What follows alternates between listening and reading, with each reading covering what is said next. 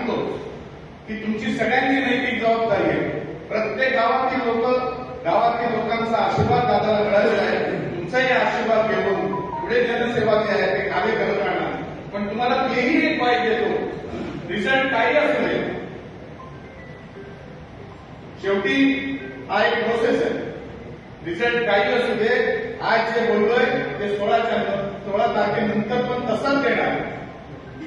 आम्ही निवडून आलो म्हणून असं करणार, आम्ही निवडून नाही आलो म्हणून असं करणार की आम्ही घरी बसणार किंवा बसणार, तसंच आम्ही नाही.